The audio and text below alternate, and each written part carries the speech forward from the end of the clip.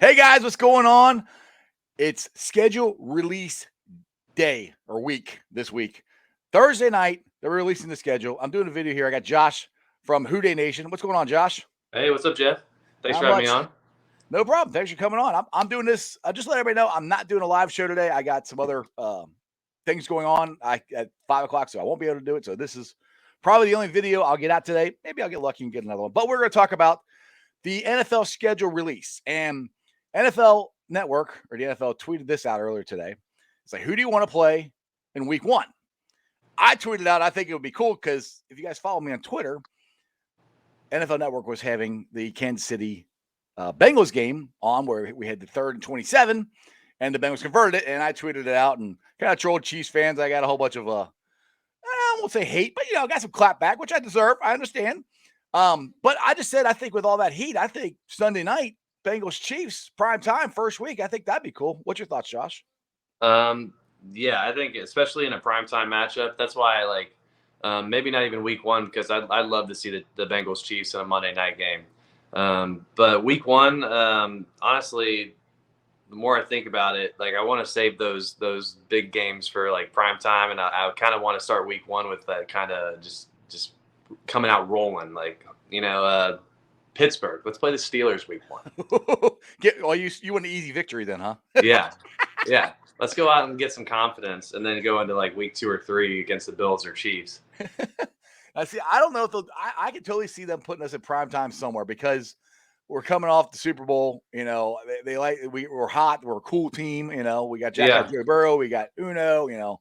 There's lots of all of a sudden we got lots of fans. Which is cool. Yeah, and I see those reports floating around like we might get up to 5 primetime games this year, which seems like a crazy number. Like to have us up to 5 games. Like, can you imagine having like 2 or 3 Monday night games and 2 Thursday night games on top of that, or mix in a Sunday night there too? Like right. Exactly. I mean, the thing is, too, we could get 5, and then they still can flex one or two too. So we could probably have. We could have so many of them. It makes sense because so many of them would be fun as a prime time. Like if you had the team we got with Joe Burrow, and then you match it up with the Joe Burrow Josh Allen matchup, or the Joe Burrow Pat Mahomes matchup, or the Joe Burrow Tom Brady matchup. Like. Yep. I'm with you on the Joe Burrow Tom Brady matchup, and this is what I've kind of predicted. I think because I heard it might be around Thanksgiving about the time for that was what I've heard. So I'm hoping it'll be Thanksgiving Day or actually night prime time. I keep saying jackpot Joe Burrow, the new GOAT versus the old GOAT in Tom Brady. Yeah, I'd love to see. I'm going to be at that game. I live in Florida. Me too. I'll be there. Yeah, and it's probably about a 3.5 hour drive for us. So it's a little farther for me, but I'm going to be there. My sister-in-law has tickets, and I told her your flight might be shorter. Huh? What's that? Your flight might be shorter than my drive. yeah, it will. But I remember telling her, 2 years ago when I was down there for the Super Bowl, I found out that the Bengals are playing the Bucs. Said, "Oh, I'm going." I said, "I'm coming." I didn't even ask. She's like, "That's fine." Like I'm going to that game. Yeah, so we bought preseason. I bought the preseason tickets last year in Tampa, just because I was like, "Oh, the Bengals are in Florida this year." So right. Well, you got season tickets to the Bengals this year, don't you? Yeah, first time. Yeah, so I mean, your travel bill is going to be ridiculous. It is. I'm already looking into getting myself an airline credit card. Right. But I work for Hilton, so I get good hotel discounts and stuff like that. And as long as you do that stuff ahead of time, you can get pretty good rates if you do enough research. But like, that's why I'm anticipating the schedule release too. Is I'm a season ticket holder that lives out of state. Right. And I really got to book. I got to plan my travel. Yeah, you need to like start booking like now. Yeah, exactly. So like Thursday night, as soon as it drops, I'm gonna be on the apps and like scrolling hotels and flights and. Right. Exactly. So all right, let's get back to the schedule. Who else do we think here? Because I think the Battle of Ohio, depending on Deshaun Watson, depending on how long he's suspended. I don't think they're going to put us in prime time because you would think the NFL knows already. I don't think they're going to want to put the Browns in prime time. Honestly, they might, but like, it's just risky. Like, obviously, it looks like Deshaun Watson's moving forward. He's getting all this guaranteed money from Cleveland, but there's still some things pending in that case, isn't there? I don't know, to be honest. I Right. know none of them are. The criminal part of it is out. So that part, it's all more civil stuff It'll now. So yeah. It'll I be know curious that to much see. about Like it. I would love to see the matchup, but I don't know if the NFL will be brave enough to just throw the Browns on a Monday night matchup. True. They Given might. given they're the Browns and the weird situation going on Right. there. Well, the cool thing is the Battle of Ohio is back on. I think with Deshaun Watson, I think this division is going to come down to the Bengals, Ratbirds, and Browns. I mean, Yeah. my opinion, I'm a homer. I think we got this. I think we're going to go back to back here, AFC North titles. And I don't, to be honest, Josh, I am. Maybe I'm a little too overconfident, but I was pretty confident last year. I had what was my schedule, 11-6 or whatever I said last year, and I was pretty damn close. Yeah. But I just think we're going to drop 40 on people with this offensive line and with the additions we made to the secondary and defense. Absolutely. Not only are we going to be able to score, we're going to be able to cover so many people. The only thing that stops us this year is health. Yes. If we stay healthy, we're going to be one of the toughest outs in the league. It's just like you said, 40 a game. That's a very steep number, but at the same time, like it's achievable for this offense. If you have Joe Mixon, who's ran for 1,100 yards 2 seasons, 1,200 last year, and they've all been behind garbage lines. Imagine if Joe Mixon plays 15, 16, 17 games behind this line with the passing threat that we possess with Joe Burrow and these receivers. Like, I think Joe Mixon could sneak up on you and get 1,500 yards. Exactly. And the thing is too, Josh, is I think it's going to be easier for them, but it's also, I think, and I don't really think they're going to still focus on the run. It's mostly going to be a passing offense, but with Joe Mixon, it's going to be more of quality instead of quantity of runs. I think he's going to get more chunk yardage with That's this what I'm offensive hoping line. for. Yeah. I'm hoping that his carries actually go down from last year Right. and that his yards per carry goes up. Exactly. And I think that's good for Mixon in the long run. I mean, because let's be honest, he's been getting beat up because he has not had an offensive line his entire career here. This will be the best one he's ever had. Now, I had Deontay Smith on here last week, and he's fighting for the left guard spot, and that's pretty much the only open spot we have. My personal opinion, I think he's got a good shot than other people do, because everybody says he's going to go to, they want him to be a tackle, which they do, but that job is not open. So if he's the best guy at your guard, and I think he's, I don't know, even if the kid that they got from North Dakota State, I think Deontay Smith is the most athletic one out of the three to do that position. And just from the way Frank Pollock was treating him last year, and I'm telling you, if he did not get hurt last year, he would have gotten a shot at the right guard spot, and he might have taken it over, and he might not have given it back. Yeah, I agree with you. He's extremely versatile, probably the most versatile young guy we have on the depth chart with the offensive linemen. If you remember, I think in the regular season game against the Chiefs last year, he was playing out there snaps at left tackle. That I remember that shocked me, because he was like, they were moving him around at guard. I even think in the early preseason he was playing a couple snaps at I'm mixing him up with Trey Hill, but center. But no, he was a right tackle, right guard, left guard. And then against the Chiefs, he's out there at left tackle, and I'm just like, wow, this guy's a rookie, and he's playing everywhere. And but back to the left guard situation, I think he's got a great shot. I would love to see it. And then you have the other two guys, Jackson Carman and Volson. I think Volson could steal the job. He's talented enough. Carman can step up. Obviously, he has a pending situation. We don't know what's going to happen with that. I don't really care to speak on it, but depending on all that, it's a great problem to have three guys who are just young and talented and hungry and just up for grabs at one spot to fill in the line while all of the other line spots are secured. Yeah, exactly. And how cool is that we only have one position that's up for grabs? And I'm not worried about it. I think one of those three is going to take it. I mean, I really do. And Volson, I don't think it looks too good for Jackson Carman. I think Frank Pollock really likes Volson. Just if you listen to how he talked about him in the draft press conference, and the way he's already treated Deontay Smith, and just different things that I've seen at practice. I mean, he's always walking out with Deontay. They're always talking and stuff. I don't think it bodes well for Jackson Carman, to be honest. I think it's going to be either Deontay Smith or Volson. It might be Volson that way. Deontay can be the swing tackle that everybody wants, but I'm rooting for Deontay, to be honest. Just personally, he's a really good guy. Yeah, I got to watch that show. He's a great guy. That was really cool getting to see that interview. Congrats on getting an active Bengals player on. Finally, yeah, putting that work. It took me long enough. Yeah, right. I'm still now it's just gonna start dominoing though. I hope so. We'll see. I'm still waiting on Shooter. He said he'd come on. He was the first one that said he'd come on my show, and that was back in September. So yeah, I'm sure he stays busy. Yeah. I was talking to Deontay about that off air, and he goes, "Oh man," he goes, "Evans fans are crazy, man." I said, "Oh yeah." I said, "Look," I said, "I know." I said, "But tell him, like, remember, I was like, I talked to him the same time I talked to you last year." I said, "Right, I was in there first." Yeah. Before I was like, I knew he was gonna be good. Yeah, exactly. You're supporting him before he became the star in the NFL. Right, exactly. All right, so we think prime time here. We think Kansas City maybe, Browns probably not. Ravens, I think could definitely be one. Buffalo could definitely. You mentioned Buffalo. Like I said, Kansas City, Miami could be one. Honestly, I think a great one that you could set up as a prime time is actually the Saints game.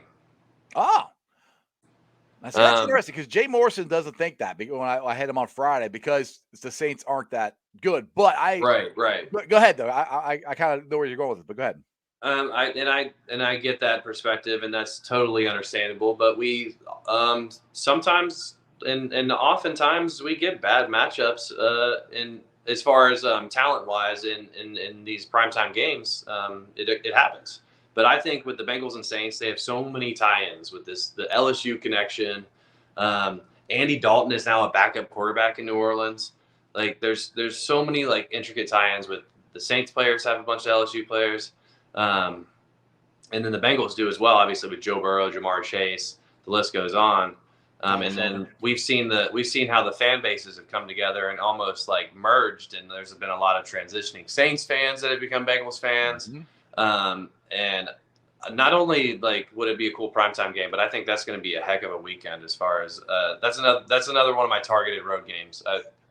Oh yeah, and the thing is, people don't really want that to be a primetime game because of the parties. They want to go party before and after and during the game. So yeah, but that's the thing is like I think that that's going to be such a amazing crowd for the prime time. You know what I mean? Like if you had that on a Sunday night, like that crowd is going to be so electric. The funny thing though, I think there's going to be more LSU jerseys. Yeah. Than Saints or Bengals jerseys. Yep. I think that's the way they're going to see more white and purple in the stands than anything. And then you'll see orange peppered in. Yeah, exactly. That's kind of what I'm thinking too. Is because at first I'm like, oh, there could be a lot of Bengals jerseys there. Like, probably LSU. It's probably going to be a lot of that. Is what I'm. Yeah, thinking. It might look like a Death Valley game. Exactly. But hey, one of these that's on my bucket list. One of these days, I want to go to Death Valley and watch a game. That looks like a blast, and I want to do it in prime time. But that would be really cool. I've never been to one of the any like massive scale college football game. Neither have I. UC doesn't have any of those. We're working on it though. We're working on it. Because Nipper holds about 40. Yeah, and I've said this a million times. Our Nip at night is awesome. I'm sure it's nothing like Death Valley because I mean it's 100,000 seat stadium. Yeah, exactly. They're like Ohio State. I mean it's not even scale wise. It's not the same. But Nip at night for what it is awesome. Sure, yeah, 40,000 people screaming and hype, like that's a environment. But yeah, when you more than double that, right? Yeah, exactly. Yeah, it's a little different. So anyway, all right. So we got that. So then, let's see here. I don't think the Steelers game is going to be prime time. I don't think it will be. It's not like the Steelers are the worst team in the division. Their defense is going to keep them in games some weeks, but that's about it. And then Najee Harris will make their quarterbacks look a little better, whoever's playing back there. Right, exactly. Now, I found out this morning there was a schedule release leak. Apparently, they're going to have, how they normally on opening night or the first Monday night, they usually have a doubleheader. They have an East Coast game and they have a West Coast game, which honestly, I wish they do that more often. Yeah, because the East Coast, I could watch the whole game. Right. And then like when they do opening night and they give you one game, and then you have to you're hyped on NFL football is back, and then you have to wait until Sunday. Exactly. Well, they're talking about doing 2 doubleheaders during the season this year. I don't know. Obviously, I don't know what week, but that's one thing that they're talking about doing. I think Yeah, I that'll like be those. interesting.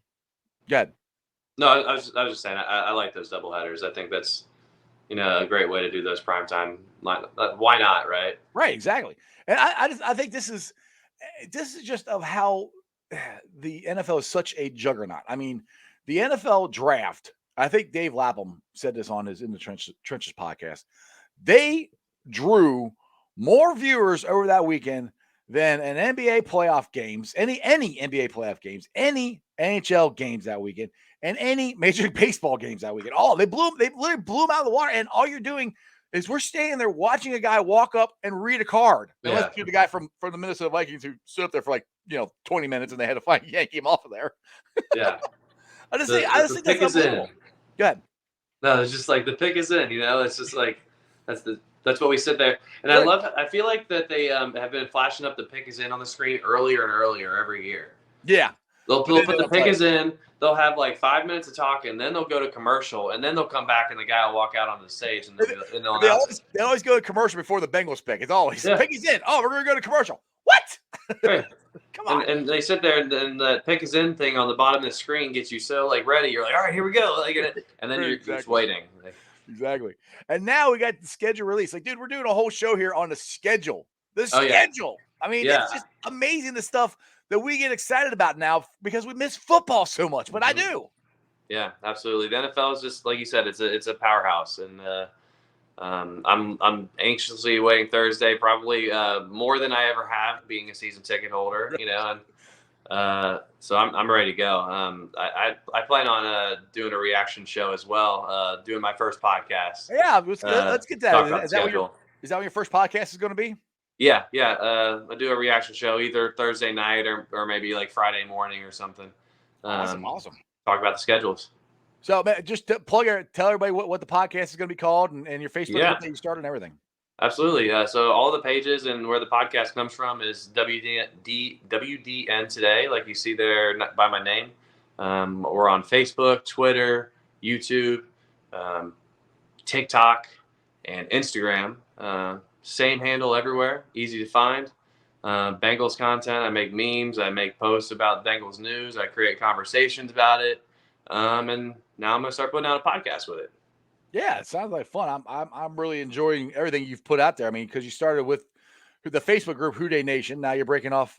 You still run Who Dey Nation, but now you're breaking off and kind of doing your own thing too with the podcast and the pages and all that stuff. So yeah, and I wouldn't even call it breaking off. I'd almost call it branching off. Because Who Dey Nation, which is awesome, and I'm so proud of, and I appreciate the guys that helped me get there in the group, and you've been a part of the mod team for a few months now, so I appreciate you too. And but it's a forum, you know what I mean? It's not something that is directly representing me and content that I put out. Right. It's a forum for conversation. So I wanted to create my avenue. Exactly. That's exactly what I have. That's what I've been doing for the last 3 years with your help. You've been helping me out a lot too. So I got to give you props for that. All right. So we talked a little bit about the draft, and I want to get your thoughts on basically the first two picks. So some people are happy with it. Some people aren't. You got Dax Hill and you got Cam Britt Taylor. Cam Britt Taylor. What's your thoughts on both of those? Well, I got to say, from an honest perspective, first of all, I don't have deep knowledge of these college players other than like stuff I've seen since the draft and during the draft process. So I haven't watched them extensively, but after reading up on them, looking up the information, seeing the reactions, I love the first two picks. I think they make a ton of sense from a versatility standpoint. Both of those guys can move around in the secondary, especially Dax Hill. And both of them are super fast. I think didn't both of them run a sub 4.40? Yes. Yeah. Which is, you can never go wrong with speed. Obviously, well, all right, I take that back. You can go wrong with speed. John Ross. Yes, I take that back. You can't go wrong with speed, but it's never the thing that is going to hurt your game, if you know what I mean. Exactly. and the league's only getting faster. Everybody's drafting DBs. You saw how many wide receivers went off the board in the draft. It was wasn't it? I don't even know the final number. It was a crazy amount of wide receivers. That went off it was like a record amount. I think I don't I don't know the number, but I remember them talking about that when I went to the combine. Yeah, everybody's just trying to get like 2 or 3 wide receivers on rookie deals. Right, exactly. Well, that's why so many guys were traded. I mean, look at we can go to that. Look at the wide receiver contract. They've just exploded here lately, which that kind of I'm happy for them. But then I'm also like, oh crap, what are we going to do? How are we going to be able to keep T. Higgins, Chase, and Jackpot? Yeah, and I think that I feel it in my heart that it's going to work out where I think Joe and Jamar are going to work together where they're going to get themselves paid. They're going to get paid respectfully and handily. But I think they're going to do it in a way that benefits the team and gives them the ability to still maintain a roster around them. Because they are smart. They love football, like we talk about with all these players that Zach Taylor loves to take. And really, if you think about it, they can make so much money from so many things in this world today. Especially if they win. So you're telling me if Joe Burrow decides that on his extension, he wants to take 10 years, $300 million.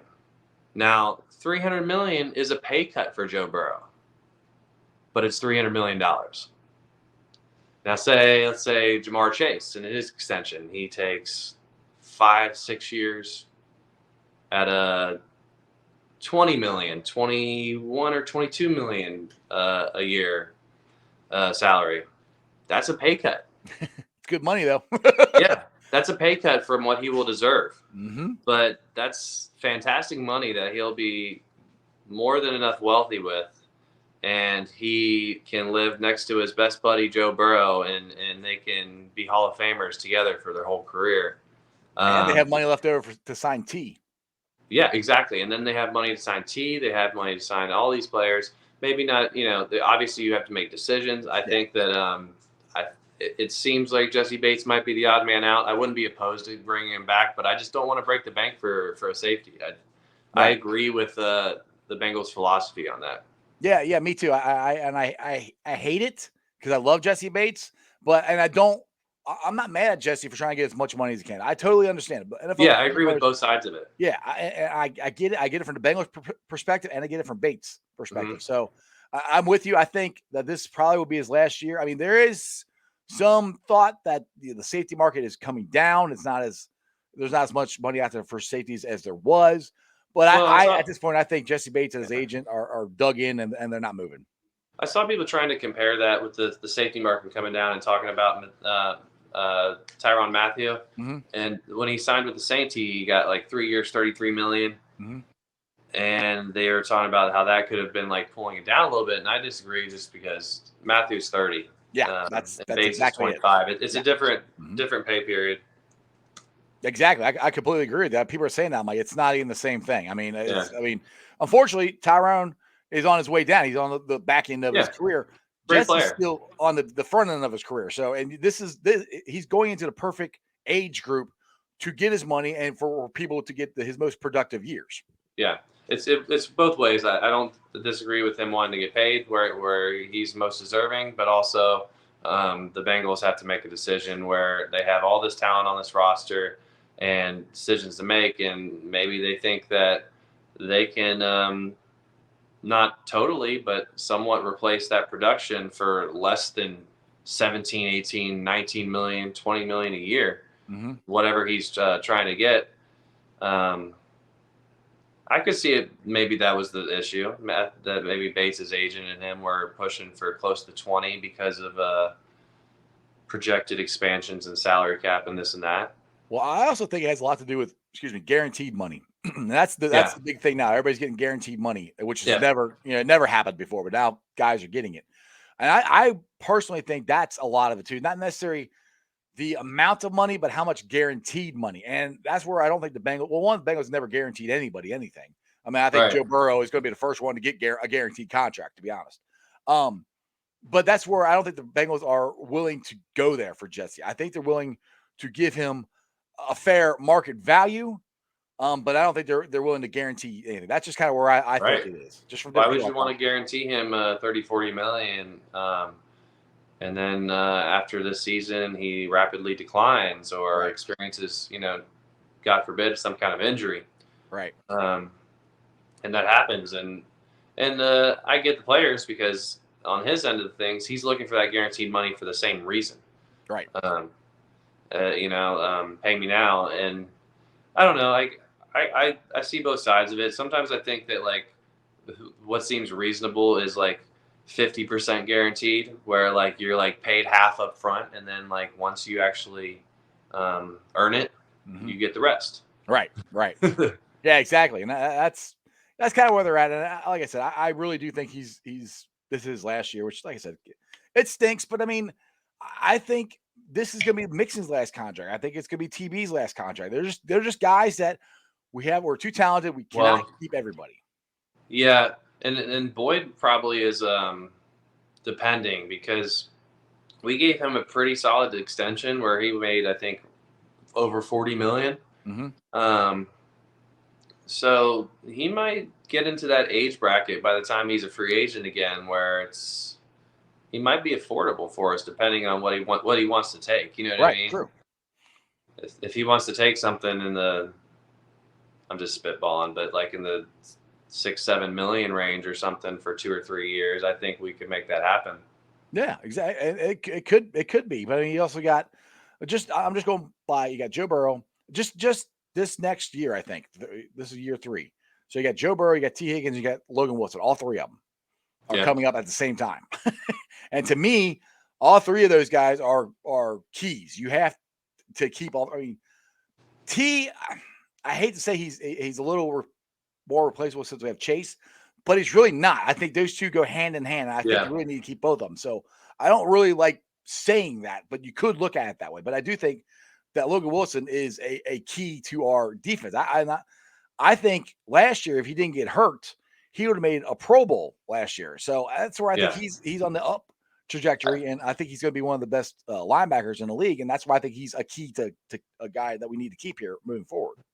Oh, for sure. I think he's a higher value extension than Jesse Bates when you actually weigh like the long term and the cost. And I don't know what linebackers are going these days, but every time you list off these players, it just pops in my head that it just feels like with this group that Zach Taylor and Duke Tobin and this group of people that are working with the Bengals front office have put together is these smart players, these players that are leaders. They love the game of football. They play it because they love it. Zach Taylor talked about, and this is something that makes a lot of sense. Is there's players out there in the league that they just play NFL football because they're talented enough to play NFL football, and that can make them a ton of money. They don't truly love playing the game and studying the game and improving their game.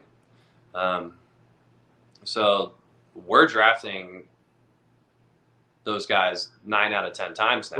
Right, exactly. Sure, you occasionally are gonna even miss on that in judging someone's character. Sometimes, in a couple interviews and time together, like, yeah, you can miss that. But most of the time, with how thorough they're getting these guys in, and so that circles me back around to these contracts where I feel like they're just building this system and this group and these type of guys that like they just get it. And like a good example even was like we brought in BJ Hill, and then he signs this extension where he signs this. It's team friendly. It's money up front while they're paying all these rookie contracts. He gets paid, his guaranteed money up front instead of on the back end. They're doing it with intent, and I think it's going to continue. Yeah, I'm with you on that. I'm always just kind of precautious about it because that sounds great and all, but when it comes to money, who knows? It changes people, and when you get a chance to get the money, it's hard to turn it down. Sure. And Josie comes in. I mean, I don't know. You just say I agree with everything that you're saying, and we have a ton of guys on this team that love football. They're not in it for the money, but money is nice. Oh yeah, yeah, definitely. I mean, I'm sure you could imagine, like, even if Jamar Chase in this situation signs a $150 million deal, there's going to be people chirping in his ear, you could have got $200 million. Right. You could, Right. like, and Hopefully he'll go, yeah, but I'm gonna get multiple ones of these. Get the right, ring. exactly. That's what I'm hoping. And So that's the anyway, thing is, if you put together a team like that and even sacrifice a little bit of money, and it's easy to say it from our position, yeah. Oh, take a little bit right. less. Yeah, it's easy for us. Yeah. Yeah, and I'd never blame a player for taking more money in a situation. Never But will. if you look at a big picture and it sets you up to win multiple titles, you're probably going to make back a portion of that money that you were missing out on anyways, and the amount of endorsements you're going to get, and just you know what I mean. Right. Like Mm-hmm. you're gonna when you win championships, you make back that kind of money. That's what Tom Brady was doing. Tom Brady was restructuring his contract every year in New England. Mm-hmm. He didn't start getting paid really until he went to Tampa.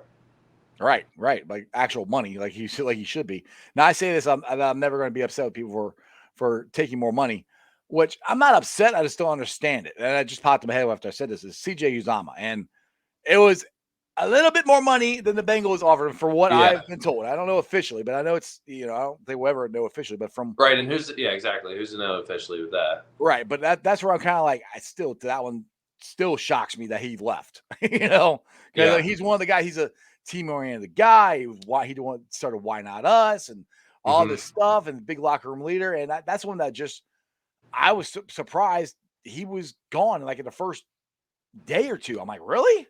One, I didn't think he would be that coveted. To be honest, not that he's a bad player. He's a good player, but he's not like your top tight end, receiving tight end. I mean, I think he No, could be. and then they kind of jammed up that tight end room in New York. I know.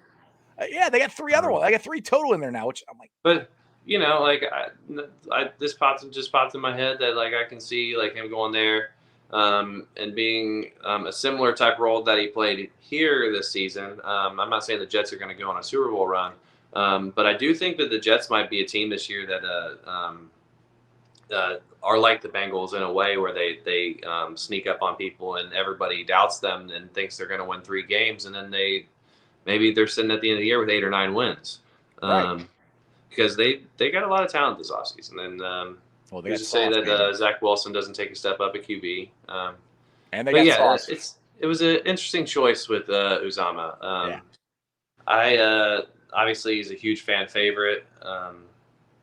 I feel like some of my first exposure to fans reacting to fan favorites on the internet Yeah. was back with the 2010, 2012, those years of the Reds teams. Yeah. And we had like Brandon Phillips and Jay Bruce and Todd Frazier.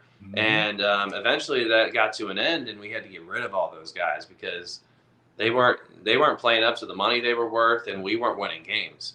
Right. So we had to sell them or get rid of them, and so many fans were upset and mad about the situation because they love these players, and I get it. You love these players, you've watched them for years, they've created a lot of memories for you, but in a professional setting, sometimes you just gotta decide when to move on. Right. And then other times you can be like the Reds did this year and just trade them for no reason whatsoever and try to sell to your fan base that you're trying to win when everybody knows you're not, and now you're 5-23 or 4-23 or whatever it is now. And oh my gosh, that I could go on about that. Oh. Jeez. Like I said, I've said this before, and I don't want to talk about the Reds too much because they irritate me too much. But the one that sent me over the edge was when they traded Jesse Winker, and I think it was mostly to try to get Eugenio Suarez's contract. But you gave up Jesse freaking Winker, right when he's hitting his all-star stride, right when you developed him, you got him to the point where he's hit one of the best hitters in the National League. He made his first all-star game, yada, yada, yada. Oh, let's trade him. But hey, we're trying to win. Get out of here. Right. I saw a graphic where like before the season, somebody screenshotted it on the MLB Network where they were talking about like best positions in the American League. And they said the best left fielder in the American League was Jesse Winker. I know. But no, we're trying to win. Yeah. And what's going to kill me is we got Jonathan India, we got Hunter Green, Nick Little. By the time those guys are good, maybe by the time we're good again, those guys will cost too much money. They'll have to trade them again. Yeah, well, and then with Suarez too, I don't even agree that his contract was too much. No, I don't either. It was a I think he team-friendly was. contract. I think his annual salary was like 10 million, which, other than the way he played last season, he plays above that value. For modern day baseball, 10 million for a position player that in one season hits you 49 home runs and multiple other seasons hit 30 plus. That's actually huge value. So I don't know if they just thought he wasn't going to come back after what he did last year, or because he's already got a handful of home runs in Seattle. Yeah. I don't know what the Reds ownership is trying to do. That I think to me that's the biggest problem. Us fans don't know what they're trying to do other than not spend money. I mean, that's what it looks like. There is no direction, because let's just roll back here. All right, we go back to, let's just say 2019. That's when they went and traded for Sonny Gray, and they started trying to become a playoff team. We got Sonny Gray, and we got I can't remember his name now. Wild Horse, the outfitter we got from Puig. Oh yeah. We got Yasiel Puig. So we added people that year. So 2019, we added some people. That was cool. And then we turned around at the end of the year, we traded Yasiel Puig, which they weren't going to re-sign him, which I had no problem with. Yeah. And we ended up getting Trevor Bauer out of the deal. Great trade. Awesome trade. Then we go on to 2020. You signed Nick Castellanos. You signed Shohei or Shogo, which didn't really work out too well. You signed Moose. You signed all these guys, and I know the pandemic happens, yada, yada, yada. Again, I'm sorry that happened. It happened to everybody. And, they go 22 innings in that score in the playoffs. Then 19 rolls around. And the only thing they really have to do is add a couple pitchers in the bullpen. During the season would have been nice, but they don't do it till the end. And then they just give everybody else away. It's just like you went to this plateau. Like, all right, we're a World Series team. Okay, it didn't work. Screw it. We're out. We're just. It doesn't make sense. And it's. No. To me, like, one of the most hurtful things is it's like the level of disrespect to like I feel like you like owe it to Joey Votto at this point to give that man a squad. I know he's had some, but give him one last shot at it. Don't just have him okay, he's not being held against his will. He's getting paid $30 million, but still, I mean, it's gotta be hard for him to come to work and knowing they got no shot to win. I mean, yeah, I don't care how much money you get paid. If you're a competitor, and that's what these guys, they're all competing. They all want to win, no matter how much money you make or whatever, you want to win. And you come in and you have no shots. That's got to be mentally hard to try to get up for every game to try to compete, because it's just it turns into an individual battle. Okay, I'm going to beat this pitcher today. Okay, I'm going to I'm going to do this. It's not, because it's hard to have a team oriented one because your team sucks. Yeah. Oh, and sidetrack back. The COVID year, we would have won the World Series in a real season. I don't know.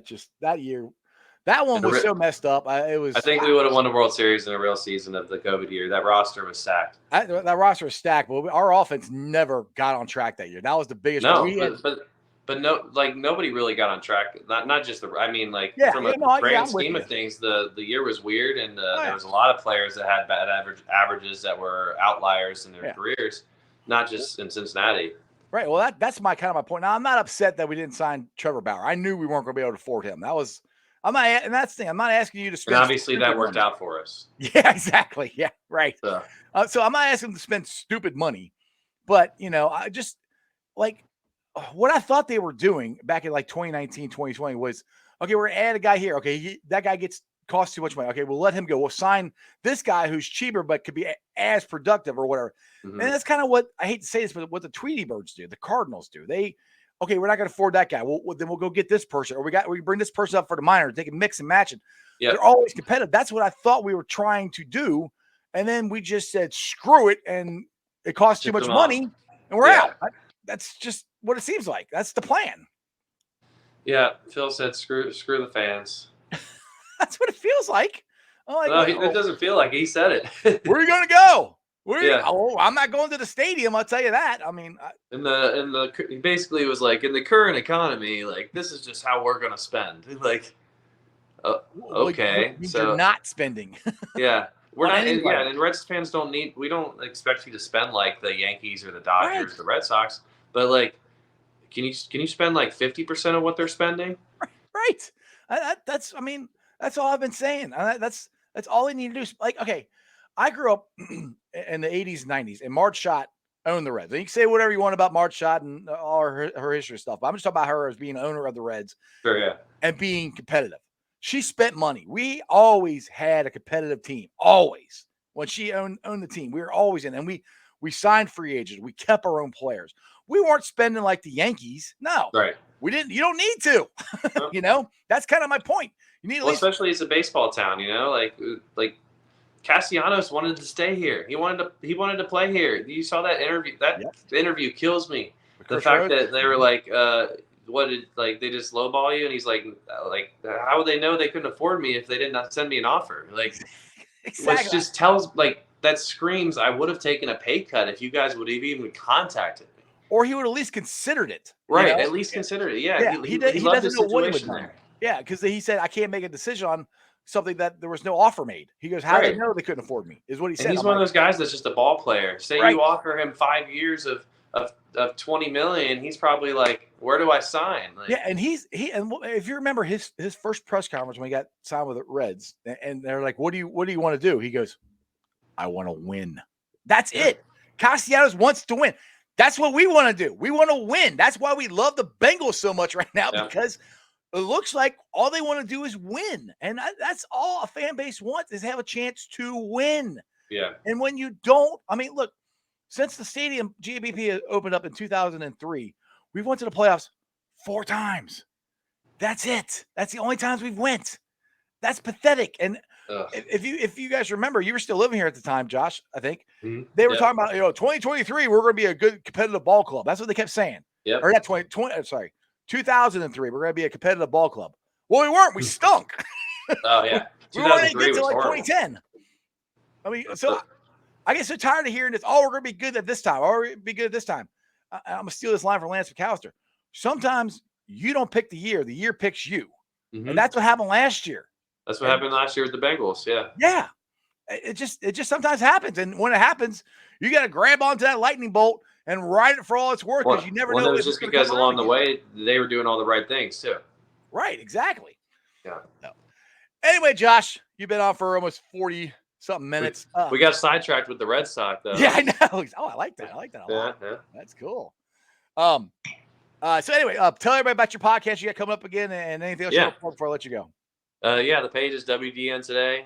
Facebook, Instagram, Twitter, TikTok, YouTube especially. I'll subscribe on there because we're going to start podcasting. I'll definitely have you on in the future for sure as a guest.